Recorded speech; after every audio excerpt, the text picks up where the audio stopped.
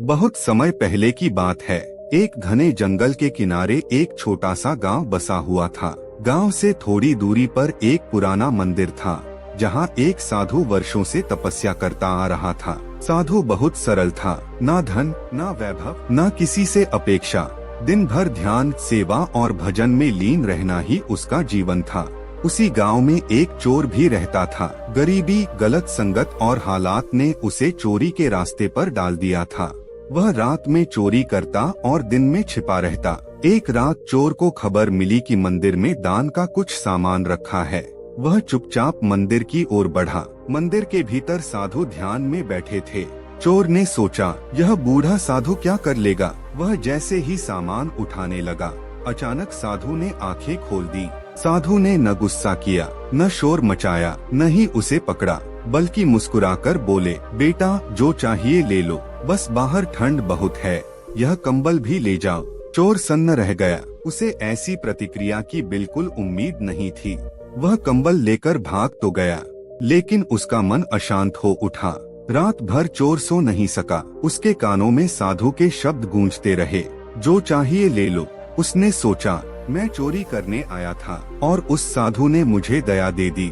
अगली रात वह फिर मंदिर गया, लेकिन इस बार चोरी के लिए नहीं। चोर ने साधु के चरणों में गिरकर कहा, महात्मा मैं पापी हूँ, आपने मुझे अपमान नहीं, दया दी, मैं बदलना चाहता हूँ। साधु ने उसे उठाया और कहा, बेटा चोरी हाथों से नहीं, मन से होती है। अगर मन बदल जाए तो जीवन बदल जाता है। साधु ने चोर को अपने साथ रख लिया, सेवा सिखाई, अनुशासन सिखाया और सबसे जरूरी धैर्य। लेकिन आदतें आसानी से नहीं जाती। एक दिन गांव में बड़ा मेला लगा। चारों ओर धन, गहने और भीड़ थी। चोर का मन डगमगाया, उसके हाथ कांपने लगे। वह भागकर साधु के पास आया और बोला, महाराज मुझे यहाँ से दूर ले चलिए, मैं फिर से गिर सकता हूँ। साधु मुस्कुराए और बोले, बेटा भागने से नहीं, सामना करने से जीत मिलती है। उन्होंने चोर को मेला देखने भेजा, लेकिन कहा, हर व्यक्ति में अपना पुराना रूप मत देखना, हर व्यक्ति में खुद को सुधारने की संभावना देखना। उस दिन चोर ने कुछ नहीं चुराया। पहली बार उसने ईमानदारी की जीत महसूस की।